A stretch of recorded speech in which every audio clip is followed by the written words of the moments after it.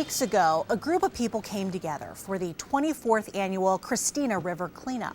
People of all ages came together for a single purpose. I do a lot of kayaking and boating on this river and various other rivers in the area. And with the amount of trash that shows up, someone has to come in and clean it up. Looking at the variety of the trash and the amount, it certainly raises awareness about what it takes to keep our waterways clean.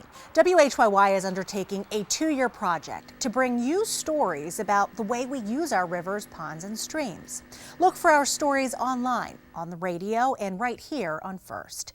We begin with an assessment of Delaware's water health. It's our first look.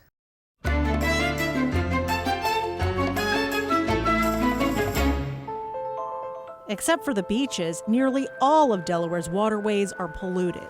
We can't eat our fish from the St. Jones. We can't swim in too many parts of the inland bays. The Christina and Brandywine rivers are laced with toxic pollutants. This is embarrassing.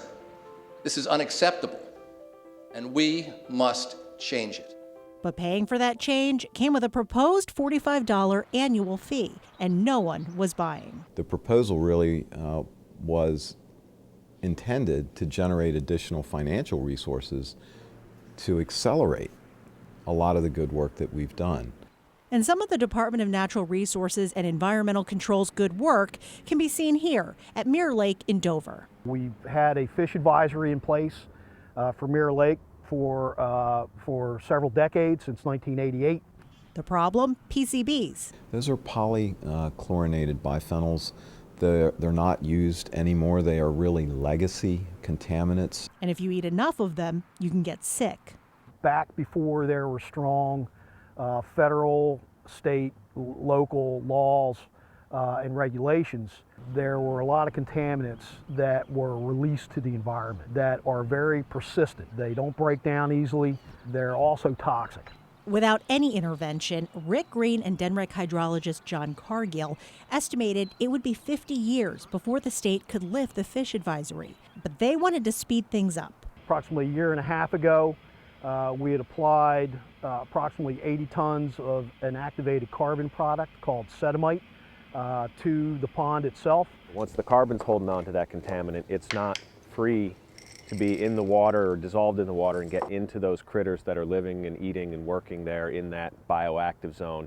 And then, it stops that migration up the food chain. We've gotten a 60% reduction in the PCB concentration in the fish in a single year. We're hoping for a 70 to 90% reduction in 3 to 5 years. So we are well on our way. At the end of the day, what an amazing test that we've done here, and now we know we can use it other places in the state.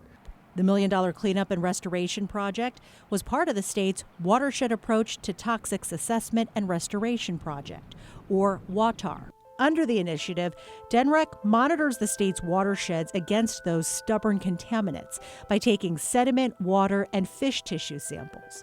Based on the results, the state prioritizes where to do cleanups and funnel resources. So how did our water get so bad?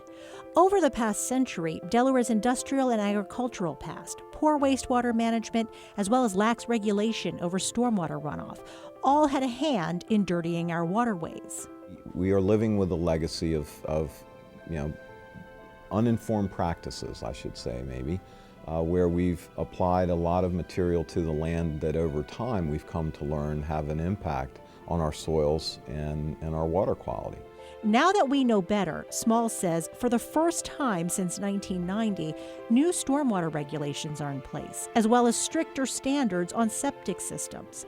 Changes to industrial and farming practices also help to keep any new contamination out. Changes that are already starting to pay off. Take the riverfront, for example. For decades, heavy industry lived along the banks of the Christina. That land has been repurposed. It's providing additional revenues to the city and the county, and we've been able to work with developers to get that area cleaned up so that the impacts to the Christina are much, much reduced now. The inland bays, they're still not 100% safe for swimming, but bacteria levels have improved. Millions of dollars have been invested in cleaning up the bays. We've eliminated about 12 wastewater systems that used to discharge directly to those bays. There was no fishery that really survived north of Wilmington because the water quality was so poor. The oxygen levels really were very suppressed, and it couldn't support life. That's changed dramatically in 3 or 4 decades. Yes, decades. Change comes slowly, especially when it comes to cleaning up water. But help from volunteers and nonprofit groups helps shave off the years. And while many of us might not reap the benefits in our lifetime, the state is hoping the next generation will. There's also a financial incentive to cleaning up our waterways. Tourism is a multi-billion-dollar industry in our state. Now picture the dollar signs if more options for ecotourism are offered. A recent UD study showed that for every dollar the state invests in cleaning up its waterways, there's a $17 return to the economy. That's big money. But Governor Markell, unable to get his Clean Water Initiative passed in the General Assembly in the past year.